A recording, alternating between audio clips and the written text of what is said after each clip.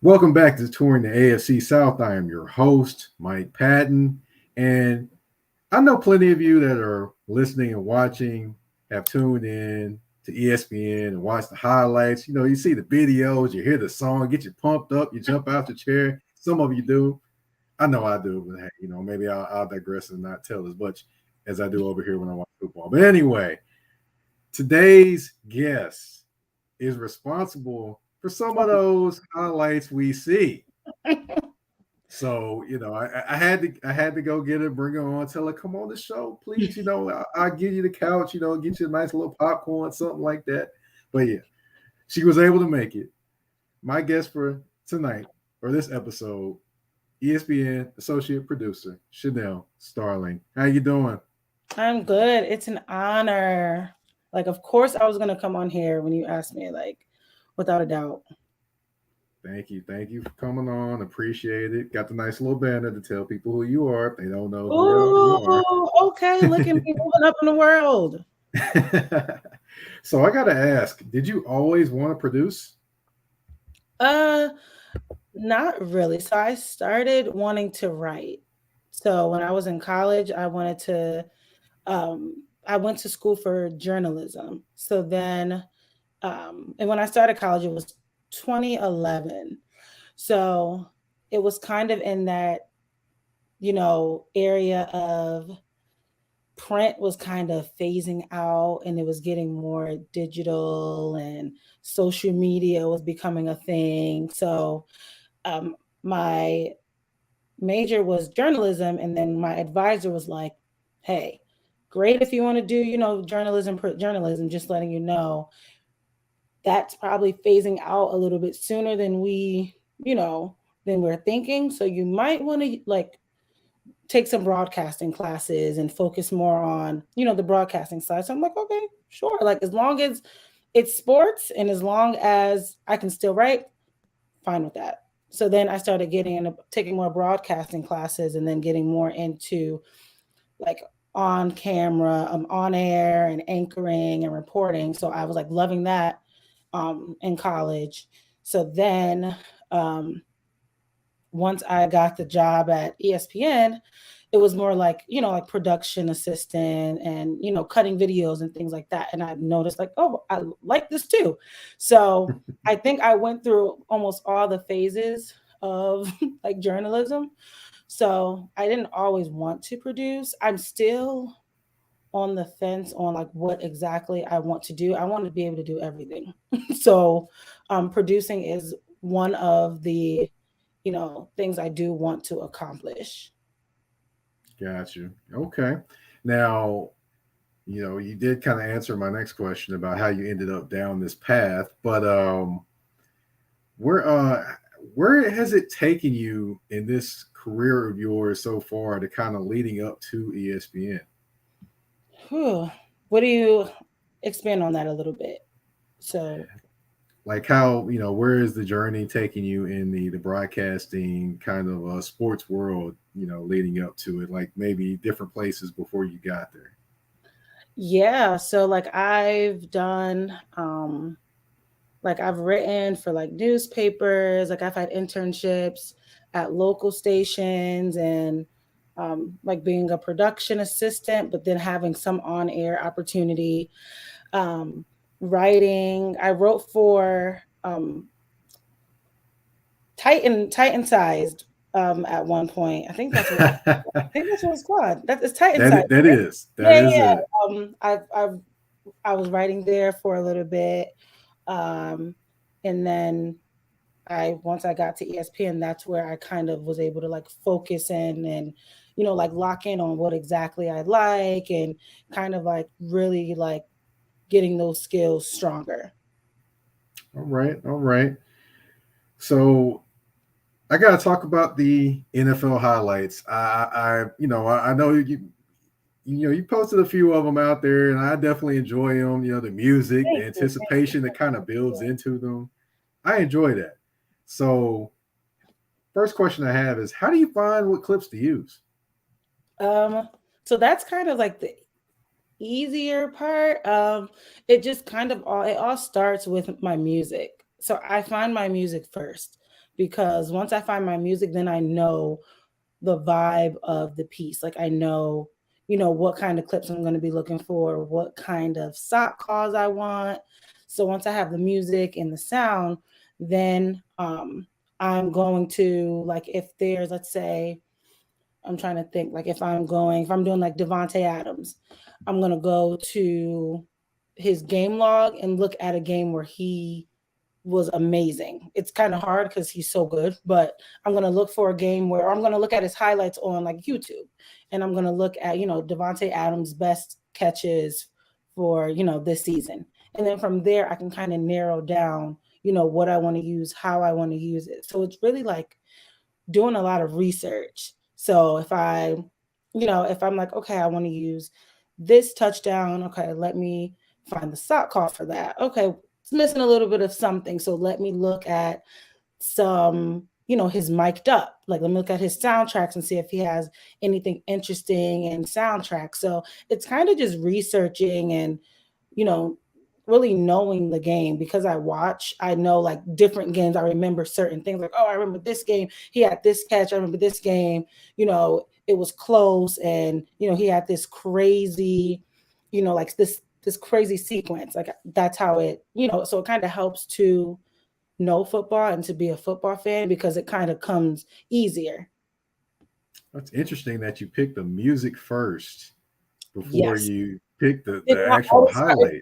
literally did not always start like that. When I first started cutting it, I was doing the clips first, because I'm like, I can find music, right?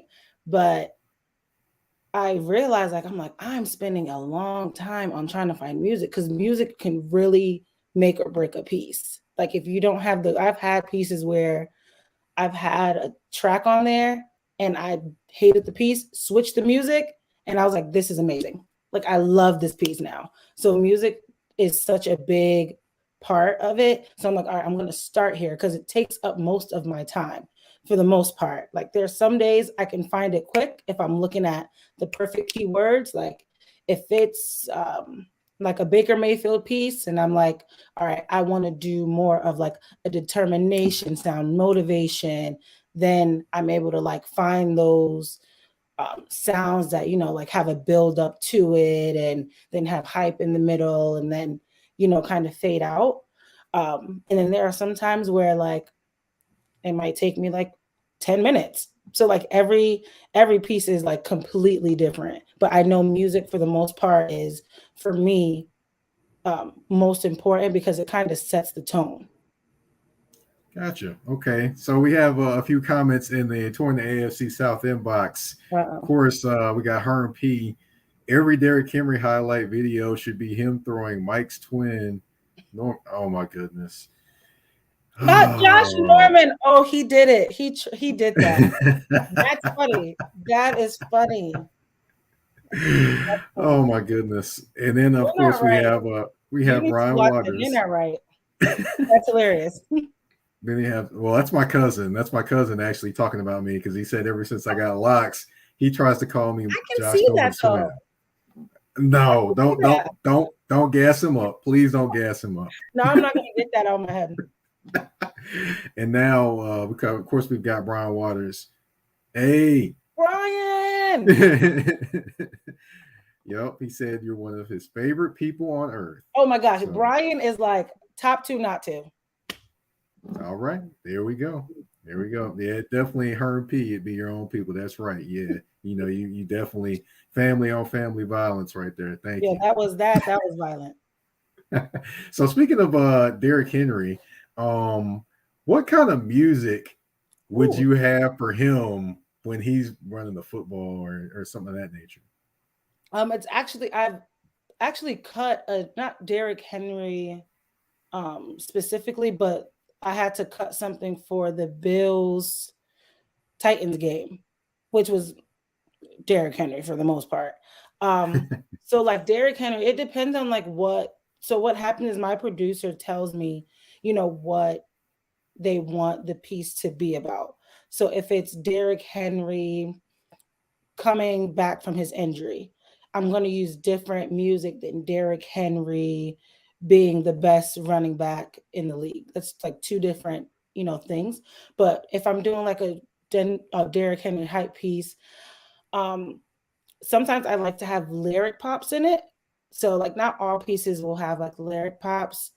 Sometimes they're instrumentals, but like I would want a Derrick Henry piece to have a lyric pop. So I would try to find a song that has beast in it. I would try to find a song that has like something along the lines of like being the man or like running over someone. Like I would try to find lyrics that kind of match who the player is.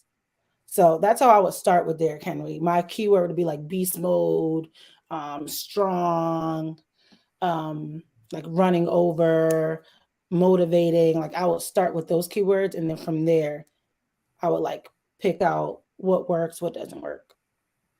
Now, the first song I think of when I think of Derrick Henry is Bone Crusher, Never Scared. That song That, literally comes right to my yeah, head. that is he is never scared. The opposing person should be scared because that is a big man right there. Definitely, definitely.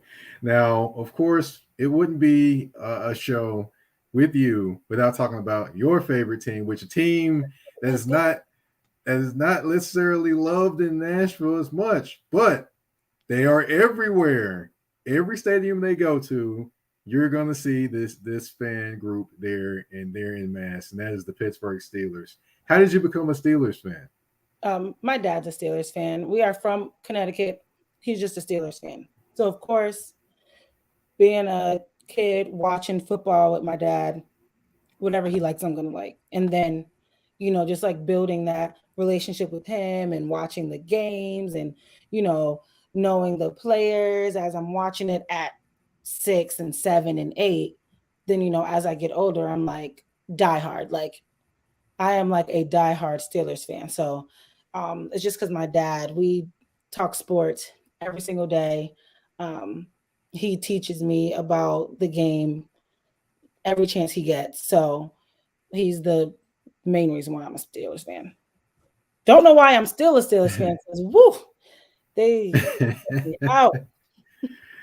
Speaking of stressing you out, I know they stressed you out when they signed Mitch Trubisky, and then they got Kenny Pickett, number 20 overall. So, what were your thoughts when that happened? I wouldn't okay. I didn't hate it. Didn't hate it. Um, but I was just like, so this was on purpose. Out of all the people who are available, because everyone was still available at the time. Like I was like, you guys made this move as if Mitchell Trubisky was like, we got to grab him. Like you guys made this move on purpose. Like it was calculated. I don't hate it. I'm at the point where I just need a court. I just need someone that can just throw the ball. Like so, I didn't hate it because at the time we had Mason Rudolph. So to me, anybody's better than Mason Rudolph. Like they could have signed you, and I would have been like, let's go, Mike. Like let's go, because literally everyone is better than Mason Rudolph. So I didn't hate it, um, and I also didn't hate it because Mitchell Trubisky is coming from Buffalo and coming from sitting behind um, Josh Allen. So I want to see like what he does. Now, week 7, we might have a different conversation. I might say that I hate the move, but like right now, I don't hate it. And I didn't hate it when I first found out. Gotcha. Now, as far as Kenny Pickett, of course, that was talked about a bunch of being Malik Willis, and then all of a sudden, bam, Kenny Pickett. Now, I'll say this before the draft, I did say that Kenny Pickett and the Pittsburgh Steelers would probably happen. Nobody believed me. Everybody gave me grief, and then boom, it happens. So, what were your thoughts on that I was riding the Malik Willis train like no other. Like one? I wanted him so bad. And I was also just because like I just wanted something new. Like I wanted us to take that risk. But I forgot like what team I go for. We're not really big risk takers. And I think that was what the move was with Kenny Pickett. He plays in Pittsburgh. He's the hometown guy, and they know what they're going to get for the most part with Kenny Pickett. Now, Malik Willis, yeah, the ceiling is way higher, but we don't know what we're going to get from him yet. And I think that they needed someone who they needed the player that was more ready to go now. And they went with Kenny Pickett. And I can't be mad at them. They just lost a future Hall of Famer quarterback. And they couldn't really, I don't think they wanted to take that risk. I think they wanted to just go with the safest pick. And I can't be mad at it. Was I disappointed? Absolutely. Will I be upset when he balls out for the Titans? Absolutely. Oh boy! Now I did get to see him. I actually went out to Titans OTAs last week, so God. I actually got to see him practice and play, and he's picking up things pretty well. And I think he actually he's asking a lot of questions. Of course, he's not getting any first team snaps, which I didn't expect that anyway. But I mean, he's playing well, and I will tell you another guy, Roger Mccreary. Now that's a guy to watch out for the Titans as well. He could particularly factor in their secondary.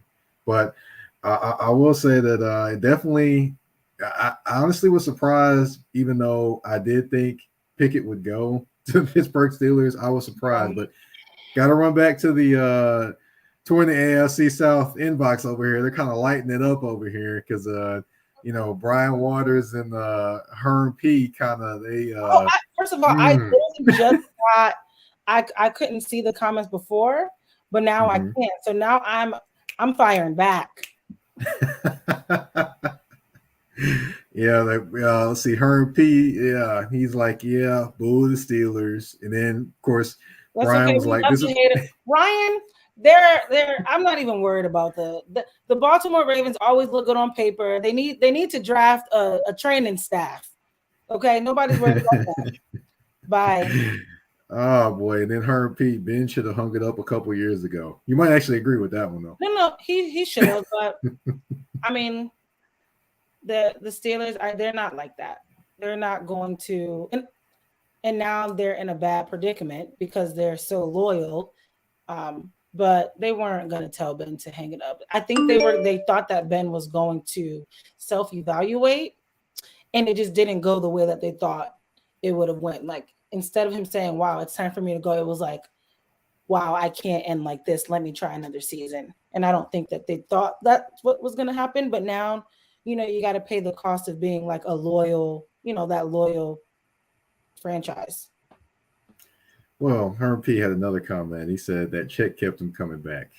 And then had the nerve. And then this is what made me upset, because I'm going to come for the Steelers. As much as I love them, I'm going to come for them. What made me upset is when he was making it seem like he was taking such a pay cut to get other players. I'm like, Ben, you giving back $1 million. Like, okay, like, we get it. Like, let's not make it seem like you Tom Brady and stuff now. Like, it's like instead of 25 million, you're getting 24. Like, let's relax. So that is true. That the check definitely kept him coming back. All right. Well, speaking of check coming back and those different things, we're going to go to a game. Oh God! I've got 5 questions for you. This is going to be all Steeler related, except for maybe one question. Are you ready? I didn't know this was trivia. It's not trivia. Oh, okay. But you're going to pick one or the other, and it's going to be fun. Okay. All right. We got Charlie Batch or Byron Leftwich. Which one backup did you love more? Byron Leftwich. I love Byron Leftwich. Okay. I love Byron Leftwich. And I think that, like, now it's kind of hard. I think I'm putting my love for him, like, now too. Like, I love what he's doing in Tampa Bay. So that's kind of hard too. But I love Charlie Batch too. But I'm going to have to go with Byron Leftwich. I'm going to stick. I'm telling Charlie on you. No, I'm kidding. All right. We're going to go Cordell Stewart or Hines Ward. The Battle of the Slashes.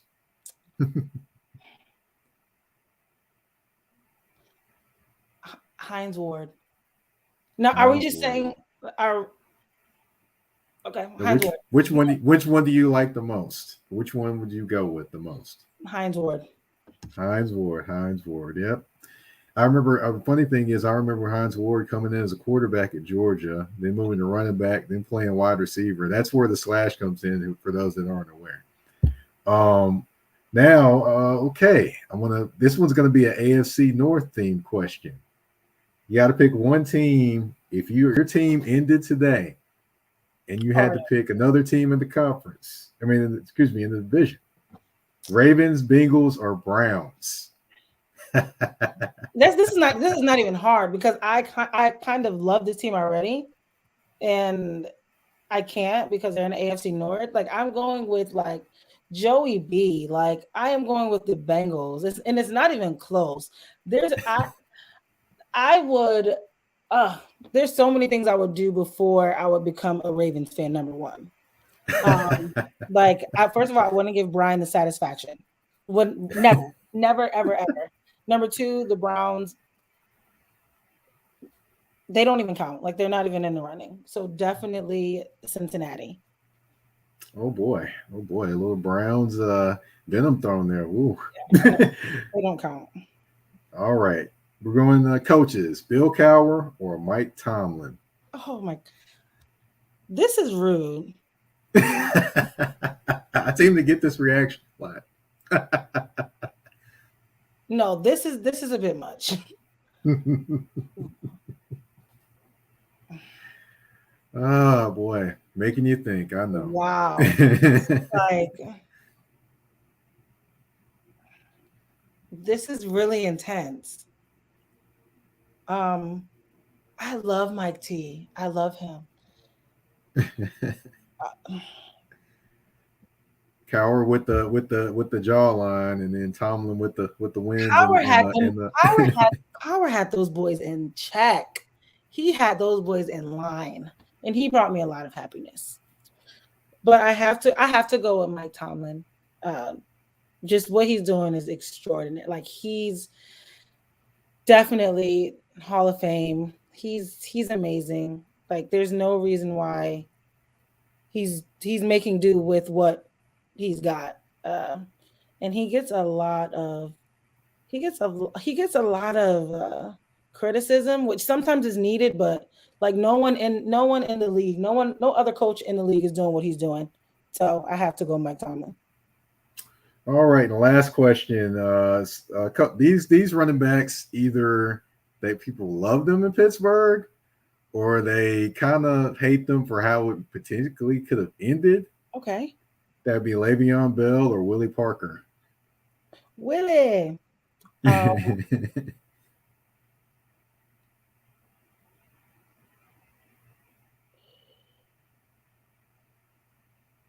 I love Willie Parker. Um, but I also like I want to say, and I'm taking the easy way out because I do want to say Willie Parker, but like being more into football as an adult and understanding it more and being closer to it as I got older, well, like a few years ago, because that's Le'Veon. But I love Le'Veon. No, I'm gonna say Willie Parker. I did all that just to say Willie Parker.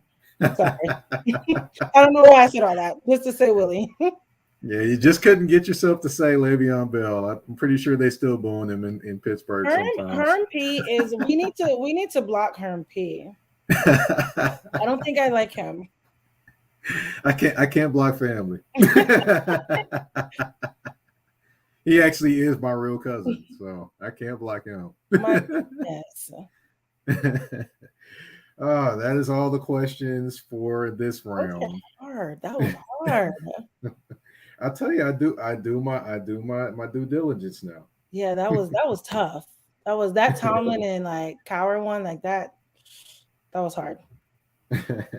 Well, I want to thank you for coming on. Thank you for dropping knowledge on how you kind of come up with the highlights. That was very, very knowledgeable because I really, truly wanted to know too because I'm looking at these and I'm like, I'm thinking of songs every time I see something run. Yeah. And it was always interesting to, get those kind of behind the scenes thoughts on how things go. I want to, of course, thank you for coming on. Thank you for explaining everything. that you do, and I hope everything continues to go great and well, and hopefully one day you have a producer role potentially. Awesome. Thank you. Thank you so much. Like, I love what you're doing here.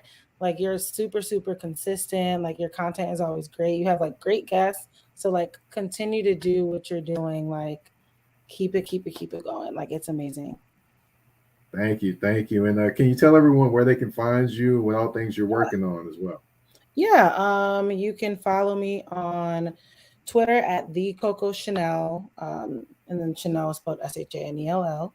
Or you can follow me on Instagram, and it's just first name, last name at Shannell Starling. Yeah, I love connecting with people. If anybody has like any questions, or um, you want to come at the Steelers, like I'm ready, because like Herm P is giving like real like intense vibes. Brian, you know, I'm always ready for Raven Steelers talk. So, and I'm ready for this year. But yeah, that's how you can follow me. Now, I will tell anyone that follows Miss Starling, you better get ready because she's going to bring the shade. She's going to bring the Oh heat yes, at shade, all shade times. only, shade only. If I am not shady, it doesn't count. All right. Well, thank you everyone for listening and watching. You've been watching Touring the AFC South with your host Mike Patton and guest Shannell Starling. We're out. Peace.